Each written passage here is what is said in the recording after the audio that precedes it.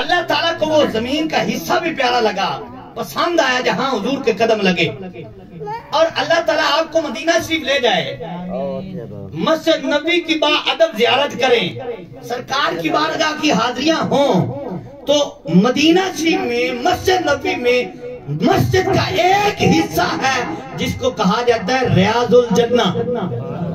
جو حاجی صاحبان ہیں ان کو پتہ چل گیا ہے، وہاں سبز قلین ہوتا ہے اور اس کو ریاض الجنہ کہا جاتا ہے۔ کسی سے پوچھ لیں یہ ریاض الجنہ کا معنی کیا ہے، علامہ صاحب ریاض الجنہ کا معنی کیا ہے، تو ہر بندہ بتائے گا ریاض الجنہ کا معنی ہے جنت کا ٹکڑا، جنت کا حصہ ہے، مسجد نبی کی جگہ ہے، زمین پر حصہ ہے، زمین کا حصہ، لیکن زمین پر ہی فرمایا یہ ریاض الجنہ ہے، یہ جنت کا ٹکڑا ہے، یہ تو مسجد نبی کا حصہ ہے۔ اور سرکار نے فرمایا کہ مومن کی جو قبر ہے اللہ تعالیٰ اس کو جنت کے باغات بنا دیتا ہے۔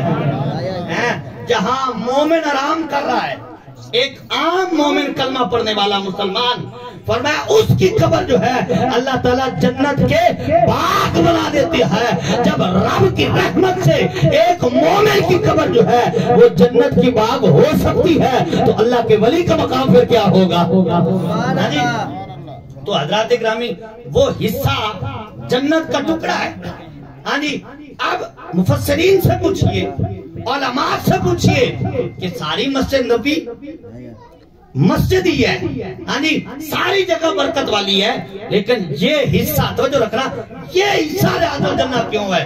تو علماء نے کہا اس کی وجہ یہ ہے کہ جب سرکار نماز پڑھانے کے لیے تشریف لاتے تھے صحابہ کرام کو، کہیے ذرا سبحان اللہ، ہاں جی حضور علیہ السلام کا منبر مبارک، مصلی مبارک، جہاں سرکار تشریف فرما ہوتے، نماز پڑھاتے، خطبہ ارشاد فرماتے، جہاں حضور کا قدم لگتا تھا اور حضور بیٹھتے تھے، اور حجرہ مبارک اس طرف تھا، بائیں طرف جو ہے وہ ہمارے اعتبار سے بائیں طرف، حضور کے تو سارے ہی دائیں ہیں، بائیں طرف جہاں حضور کا مصلی ہوتا تھا، سرکار آتے بھی تھے جاتے بھی تھے، اور زندگی کا اکثر حصہ سرکار اس جگہ پر جو ہے آتے جاتے رہے ہیں۔ مطلب یہ بنتا ہے کہ اس حصے پر حضور کے زندگی میں قدم زیادہ لگ گئے ہیں، جہاں حضور کے قدم زیادہ لگ گئے علماء کہتے ہیں وہ جنت کا ٹکڑا بن جاتی ہے۔ جہاں حضور کے تھوڑے قدم زیادہ لگے وہ جنت کا ٹکڑا بن گئی۔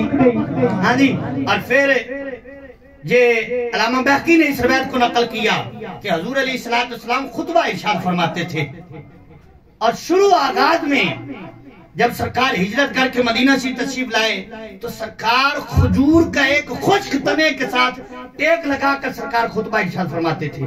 خشک تنا سرکار ٹیک لگاتے اور خطبہ ارشاد فرماتے، تو ایک دن ایک صحابی نے یا صحابیہ نے، دونوں الفاظ موجود ہیں، عرض کی یا رسول اللہ علیہ السلام حکم ہو، صحابہ کرام کی تعداد بھی زیادہ ہوگی غلاموں کی، حکم ہو تو آپ کے لیے منبر نہ بنوا دیا جائے۔ اچھا، سرکار علیہ السلام نے اس گزارش کو، عرض کو، درخواست کو قبول فرما لیا۔ اب جب اگلا جمعہ آیا نا، توجہ سے سنیں، بخاری جی میں بھی روایت موجود ہے، اگلا جمعہ آیا تو منبر بن کے سرکار کی بارگاہ میں انہوں نے پیش کر دیا، آ گیا سرکار منبر پر جلوہ گر ہوئے۔ اب راوی کہتے ہیں جو مسجد نبی میں اس وقت صحابہ کرام موجود تھے، وہ کہتے ہیں کہ سرکار جب پہلے دن منبر پر جلوہ گر ہوئے تو ہم نے دیکھا کہ مسجد نبوی میں سے رونے کی آواز آ رہی ہے، لیکن رونے والا نظر کوئی نہیں آتا۔ سبحان اللہ، رونے والا نظر ہے کوئی نہیں آ رہا، رو رہا ہے کوئی، آواز آ رہی ہے رونے کی، لیکن نظر کوئی نہیں آتا۔ ہم سارے ہی پریشان ہو گئے کہ یہ رو کون رہا ہے۔ ایک دوسرے کا چہرہ دیکھا کہ کسی کے آنسو تو ہے نہیں، کسی کا چہرہ رونے والا تو ہے نہیں، کسی کے آنسو تو ٹپک نہیں رہے، تو پھر یہ آواز کیسی ہے؟ جب سرکار نے صحابہ کرام کو دیکھا کہ یہ پریشان ہو رہے ہیں تو سرکار نے فرمایا اے میرے غلاموں تم پریشان نہ ہو، آج کی یا رسول اللہ ماں باپ قربان کی رو کون رہا ہے؟ سرکار نے فرمایا وہ کھجور کا خشک تنا جس سے میں ٹیک لگاتا تھا آج مجھ سے جدا ہو گیا ہے، میری جدائی میں رو رہا ہے۔ سبحان اللہ. میری جدائی میں رو رہا ہے تو حضور کی جدائی میں تو خشک تنے روئیں. سرکار کی جدائی میں خشک تنے روئیں. اور یہاں میں ایک اور حدیث عرض کر دوں. حضور کو معراج ہوا. معراج کے واقعات آپ نے سنے ہوں گے. پچھلے دنوں میں یہ موقع گزرا. تو حضور علیہ السلام مسجد اقصی میں تشریف لے کر گئے. جبکہ معراج پہ جانا تھا مسجد اقصی میں سرکار تشریف لے گئے. علماء نے بلکہ علامہ اسماعیل حقی نے اور سید محمود علوسی نے تفسیر المعانی میں اس کو لکھا کہ مسجد اقصی میں سرکار کے جانے کی ایک وجہ یہ تھی کہ مسجد اقصی کے جو ستون تھے وہ اللہ تعالیٰ کی بارگاہ میں عرض کرتے رہے مولا تیرا محبوب آیا ہے مسجد نبوی میں مکہ شریف میں وہاں جلوہ گر ہے ایک بار تو اپنے محبوب کا دیدار کروانا. تو اللہ نے ان ستونوں کی گزارش پر جو ہے ان کی فریاد پر اللہ نے اپنے محبوب کو معراج بھی کرایا اور پہلے مسجد جو اقصی ہے اس کو اپنا دیدار بھی اپنے محبوب کو عطا فرمایا. اس کی وجہ میں علماء نے لکھی ہے. تو حضرات اکرامی میں بالکل بات کو سمیٹنا چاہتا ہوں. آخری باتیں ہیں. ختم شریف کا سامان آ جائے گا تو انشاءاللہ تعالیٰ ہم ختم شریف شروع کریں گے. تو حضرات اکرامی میں عرض کر رہا تھا کہ جہاں حضور کے قدم لگ جائیں اور وہ خشک تنا حضور کی جدائی میں رویا. جب رویا تو صحابہ کرام پریشان ہوئے. سرکار نے فرمایا کہ میری جدائی میں رو رہا ہے. اب اگلی بڑی بات محبت والی ہے. حضور علیہ السلام نے اس پہ کرم فرمایا. راوی کہتے ہیں کہ سرکار منبر سے نیچے جلوہ گر ہو گئے. وہ رویا نا تو سرکار نے منبر چھوڑ دیا. اللہ اکبر. حضور کی جدائی میں کوئی رو کر تو دیکھے. ہمارے بزرگ کہتے ہیں یقیناً وہ ہر عاشق کے گھر تشریف لاتے ہیں. وہ جائے میرے گھر میں بھی چراغاں یا رسول اللہ واللہ وہ سن لیں گے فریاد کو پہنچیں گے. واللہ وہ سن لیں گے فریاد کو پہنچیں گے. اتنا بھی تو ہو کوئی جو آہ کرے دل سے. وہ لوگ جو کہتے ہیں کہ کرم ہے ان کا محدود ان لوگوں کی باتوں پہ نہ جا. کچھ اور بھی مانگ کچھ دے سکتے ہیں کہ دے نہیں سکتے. بحث نہ کر ہوش میں آ. کچھ اور بھی مانگ کہ یہ سرکار کا در ہے یہ سرکار کا در ہے. کوئی در جہاں تو نہیں جو مانگ لیا. کچھ اور بھی مانگ یہ انجام ہوا میری طلب حسن کا ان کے در پہ کہ جولی بڑھ کے کہا کچھ اور بھی مانگ. میں کیا مانگتا ان سے جولی ہی میری تنگ تھی. میں کیا مانگتا ان سے وہ تو کہتے رہے مانگ ذرا کچھ اور بھی مانگ. وہ تو کہتے رہے مانگ ذرا کچھ اور بھی مانگ کہ واللہ وہ سن لیں گے. واللہ وہ سن لیں گے فریاد کو پہنچیں گے. اتنا بھی تو ہو کوئی جو آہ کرے دل سے کوئی مانگے تو صحیح پکارے تو صحیح. وہ تو سنتے ہیں آتے بھی ہیں سنتے بھی ہیں اور فریاد کو پورا بھی فرماتے ہیں. حضرت انس رضی اللہ تعالیٰ عنہ عبدالحق محدث دہلوی نے اس روایت کو نقل کیا. آپ راوی کہتے کہ حضور علیہ السلام نے ایک دن فرمایا غلاموں سے فرمایا کہ قیامت کے دن اگر مجھے تلاش کرنا ہونا تو یا تو میزان پہ تلاش کر لینا. پھر فرمایا اگر میزان پر نہ ہو تو پھر حوض کوثر پہ تلاش کر لینا. پھر فرمایا وہاں بھی نہ ہو تو پھر پل صراط پہ تلاش کر لینا. اچھا یہ حضور کا کرم ہے. یہ حضور نے غم خاری اپنے غلاموں کی فرمائی ہے. اور ایسا ہوگا نہیں کہ کوئی غلام حضور کو کہیں تلاش کرے حضور نہ ملے.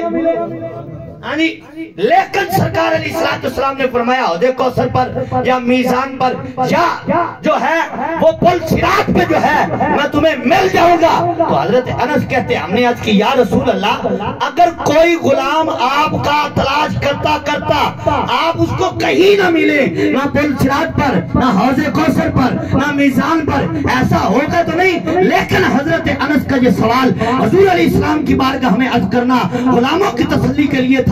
آج کی یا رسول اللہ کوئی تلاش کرے پل صراط پر بھی میزان پر بھی اور حوض کوثر پر بھی آپ اس کو نہ ملے تو وہ کہاں تلاش کرے. تو سنیے محبوب کے جملے. حضور نے فرمایا اگر کوئی تلاش کرے میں نہ اس کو ملوں. سرکار نے فرمایا میرا امتی مجھے جہاں کھڑا ہو کے یاد کرے گا سرکار نے فرمایا میں اسی جگہ تشریف لے کر آ جاؤں گا. فرمایا یاد کرنا کام ہے. واللہ وہ سن لیں گے، فریاد کو پہنچیں گے۔ اتنا بھی تو ہو کوئی جو آہت کرے دل سے۔ تو حضرات گرامی وہ خشک تنا حضور کی محبت میں رویا۔ اللہ کرے ہمیں بھی حضور کی محبت میں رونا نصیب ہو جائے۔ حضور کی محبت میں رویا۔ اور یہ بھی یاد رکھیں جو حضور کی محبت میں آنسو نکل پڑتا ہے نا، اس کی مثال اس کائنات میں مل ہی نہیں سکتی ہے۔ اللہ کرے یہ نصیب ہو جائے۔ ہاں جی، تو حضرات اکرامی وہ تنا جب رویا نا حضور کی محبت میں، تو صحابہ کرام کہتے ہیں سرکار نے منبر چھوڑ دیا، سرکار نیچے جلوہ گر ہوئے اور سرکار علیہ السلام نے قدم رنجا فرمائے اور اس تنے کو اٹھا لیا۔ کہیے ذرا سبحان اللہ۔ سرکار نے کرم فرمایا، سرکار نے اس تنے کو اٹھایا اور راوی کہتے کہ ایک روایت یہ ہے کہ حضور نے اس پر ہاتھ رکھا اور دوسری روایت یہ ہے کہ وہ رو رہا تھا، حضور نے اٹھا کر اس کو سینے سے لگا لیا۔ اللہ اکبر، حضور نے اس کو سینے سے لگا لیا۔ حضور نے اس کو سینے سے لگایا، کیوں کہ حضور کی جدائی میں رو جو رہا تھا۔ اللہ اکبر، حضور کی جدائی میں رویا تو حضور نے کرم بھی فرمایا، سینے سے بھی لگایا۔ اور راوی کہتے ہیں کہ اب سرکار علیہ السلام نے اس سے فرمایا اور وہ لگاتار رو رہا تھا۔ اور حدیث کے الفاظ کا مفہوم یہ ہے، راوی کہتے ہیں کہ اس طرح رو رہا تھا کہ جس طرح ایک بچہ اپنی ماں سے جدا ہو جاتا ہے اور جدائی میں بلک بلک کر روتا ہے، تو وہ تنا حضور کی جدائی میں ایسے رو رہا تھا۔ حضور نے اس کو چپ کرایا۔ جب چپ کر گیا نا، اب اگلے جملے سننا ذرا توجہ سے، سبحان اللہ کہیے۔ سبحان اللہ۔ ہاں جی، اب سرکار علیہ السلام اس سے مخاطب ہوتے، کس سے؟ خشک تنا۔ ہاں جی، قرآن میں حضرت سلیمان علیہ السلام کی شان ہے، فرمایا علمنا منطق الطیر۔ قرآن کہتا ہے کہ ہم نے اپنے بندے حضرت سلیمان علیہ السلام کو پرندوں کی بولیاں سکھائی ہیں۔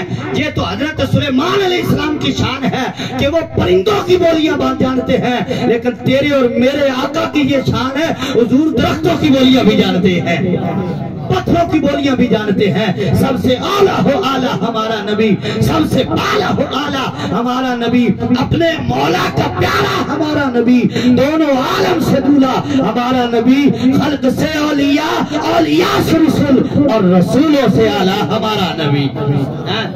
سلیمان علیہ السلام کی شان یہ ہے کہ پرندوں کی بولیاں جانتے ہیں، اور تیرے اور میرے آقا کی شان یہ ہے کہ حضور درختوں کی بولیاں بھی جانتے ہیں، پرندوں کی بھی جانتے ہیں اور پتھروں کی بھی جانتے ہیں۔ پتھروں کی بولیاں جاننا تو دور کی بات ہے، حضور پتھروں سے کلام بھی فرما لیتے ہیں۔ سبحان اللہ، حضور اشارہ کرے تو بولنے بھی لگ جاتے ہیں۔ ہاں جی، تو حضرات اکرامی حضور علیہ السلام نے اس کو جب سینے سے لگایا وہ خاموش ہو گیا۔ اچھا، جب وہ خاموش ہوا نا تو سرکار علیہ السلام نے اب اس سے کلام فرمایا۔ اب ہے تنا، آپ بتائیں نا کہ اس سے کوئی کلام کرے، کوئی اس سے بول رہا ہو کہ تو کیا کر رہا ہے، کدھر جانا ہے، تیرا کیا کام ہے، تو دیکھنے والا کہے گا تو پاگل ہے، لوگا بھی بولتا ہے۔ ہاں جی، کوئی اس میز سے بات کر رہا ہو، اکیلا میز ہو وہ بیٹھا ہو تو اس سے کلام کرو تو اگلا بندہ دیکھنے والا کہے گا وہ تم پاگل ہے، لکڑی بھی بلا بات کرتی ہے۔ یہ تو عام بندے کی بات ہے، لیکن تیرے اور میرے آقا کا انداز ہی اپنا ہے، شان ہی اپنی ہے، مقام ہی اپنا ہے، سرکار اس سے کلام کرتے ہیں۔ سرکار نے فرمایا ہاں بھائی اب بتا تیرا کیا پروگرام ہے۔ سرکار کا اختیار ہے، اسی سے پوچھ لیا۔ سرکار نے فرمایا تیرا کیا پروگرام ہے، کیا خیال ہے، تجھے زمین پر لگا دے تو سب سب تو شاداب ہو جائے، لوگ تیرا پھل کھائیں، یا پھر تجھے جنت میں لگا دے۔ سبحان اللہ، اللہ اکبر، سبحان اللہ کہیے ذرا۔ سرکار علیہ السلام اس سے فرماتے ہیں، کس سے؟ وہ تنا جو کھجور سے بھی ٹوٹ گیا ہے، جس کا اپنے درخت سے بھی تعلق کوئی نہیں ہے، سرکار اس سے فرماتے ہیں اب بتا، یہ حضور کا اختیار ہے۔ سرکار فرماتے ہیں بتا، تجھے تو چاہے تو تیری مرضی ہے، تو چاہے تو تجھے جنت میں لگا دیتے ہیں، اگر تو چاہے تو زمین پہ لگا دیتے ہیں، تو سر سب تو شاداب ہو جائے گا، لوگ تیرا پھل کھایا کریں گے۔ تو اس نے عرض کی یا رسول اللہ پھر مجھے جنت میں ہی لگا دیجیے۔ سبحان اللہ، اللہ اکبر، مجھے जन्नत में ही लगा दीजिए। तो हज़रात इकराम इस बात को जरा समझना, जो मैं बात असल में कहना चाहता था, अब उस बात पे हम मरकजी नुक्ते पे आ गए। उस तने ने कहा या रसूल अल्लाह मुझे जन्नत में लगा दीजिए। तो सरकार ने फरमाया, वो रियाजुल जन्नत के अंदर ही फरमाया, जहां गड़ा खोदो इसको दफन कर दो। सुभान अल्लाह। अगर आपको ज़ियारत नसीब हुई है तो आपको पता होगा, अगर नहीं तो अल्लाह ताला नसीब फरमाए, जब रियाजुल जन्नत में जाएंगे तो उसके अंदर जो सुतून है ना, हर सुतून पर एक एक नाम लिखा हुआ है। एक सुतून के ऊपर लिखा हुआ है उस तने हनाना। क्या नाम लिखा है? उस तने हनाना। ये वो सुतून है जहां हुजूर ने उस तने को दफन किया था। एक उस तने तौबा भी है, हाँ जी, एक उस तने आयशा भी है रज़ियल्लाहु ताला अन्हा। लेकिन जो मैं बात करना चाहता हूँ हज़रात ग्रामी, जब सरकार से उसने अर्ज किया या रसूल अल्लाह मुझे जन्नत में लगा दीजिए, तो सरकार ने फरमाया इसको इधर दफन कर दो। हुजूर ने अपने कदमों में उसको दफन कर दिया। अब सवाल आता है ज़हन में कि उसने तो अर्ज किया या रसूल अल्लाह मुझे जन्नत में लगा दीजिए, तो हुजूर ने उसको अपने कदमों में दफन कर दिया, फरमाया इधर दफन कर दो। तो किसी सहाबी मैंने आज नहीं किया, एतराज नहीं किया, और सहाबी तो एतराज करता ही नहीं ना, हाँ जी, वो सहाबी हुजूर की जात पे एतराज बनता ही नहीं है, करते ही नहीं है। किसी सहाबी ने हुजूर की बारगाह में ये ना अर्ज किया या रसूल अल्लाह इसने तो कहा था कि मुझे जन्नत में लगा दो, और आप हैं कि इसको अपने कदमों में दफन कर रहे हैं। सवाल है ना कि उसने अर्ज किया या रसूल अल्लाह मुझे जन्नत में लगा दो, और हुजूर ने फरमाया कि इसको यहाँ मेरे कदमों में दफन कर दो। ना किसी सहाबी ने अर्ज किया, और हुजूर ने भी दफन करके यही बताया है कि जो जन्नत में जाना चाहता है वो मेरे कदमों में आ जाए, जन्नत में आ जाएगा। और मैं मेरे कदमों में आ जाए, क्योंकि जहां सरकार के कदम लगते हैं, हाँ जी, अल्लाह ताला उस जगह की भी कसम कुरान में फरमाता है, फरमाया ला उक़सिम बिहादिल बलद। ये कसम किस वजह से फरमाया व अंता हिल्लुम बिहादिल बलद, ऐ महबूब इसलिए कसम है कि जहां आपके कदम जो लगते रहते हैं, सरकार के जमीन पर कदम लगे, रब फरमाया ला उक़सिम बिहादिल बलद, हाँ जी, वो जमीन आला जहां हुजूर के कदम लगे।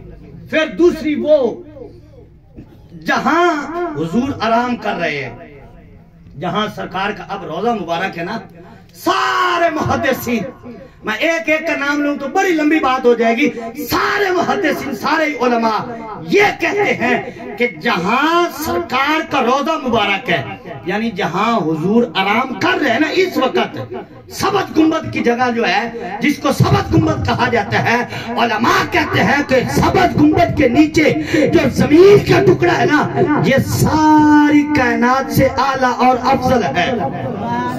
वो हिस्सा, उसकी एक मिसाल देखें, कुरान पाक में अल्लाह ताला ने इरशाद फरमाया इन्न सफा वल मरवता मिन शआइरिल्लाह।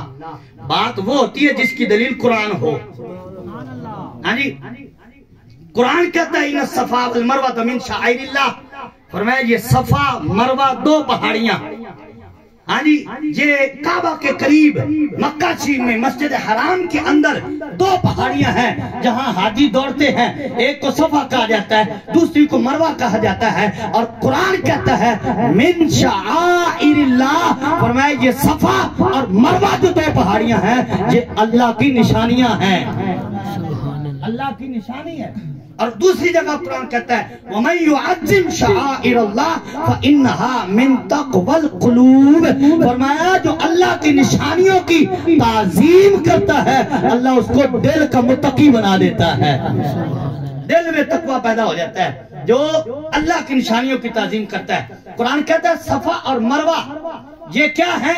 अल्लाह की निशानियां हैं। अब हमने तफसीर देखी, उलमा से पूछा कि पहाड़ियां तो बड़ी बड़ी, पाकिस्तान में कोई थोड़ी पहाड़ियां, हाँ बुलंद बुलंद पहाड़ियां हैं, ये इस्लामाबाद को जाए तो पहाड़ी पहाड़ी नजर आती है, ये निशानी नहीं है, वो तो बिल्कुल कद के लिहाज से सफा और मरवा छोटी सी पहाड़ियां हैं, लेकिन कुरान ने कहा ये अल्लाह की निशानियां हैं। मक्का में और थोड़ी पहाड़ है, बड़े बड़े पहाड़ नजर आएंगे लेकिन उनका जिक्र नहीं है, सिर्फ इन दो पहाड़ियों का जिक्र है, صفا اور مروہ یہ دو پہاڑیاں رب نے فرمایا یہ اللہ کی نشانیاں ہیں. تو ہم نے غور کیا، علماء سے پوچھا، وہ کہتے اللہ کی نشانیاں اس لیے ہیں کہ یہاں اللہ کی ایک ولیہ کے قدم لگے ہیں.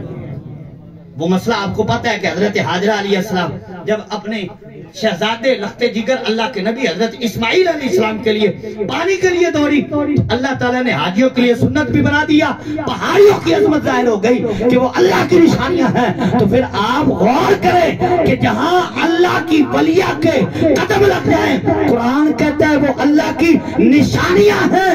جہاں قدم ولیہ کے لگ جائیں وہ اللہ کی نشانی ہے. تو جہاں اللہ کا نبی آرام کر رہا ہو وہ کتنا بڑا نشان اعظم ہوگا. ہاں جی.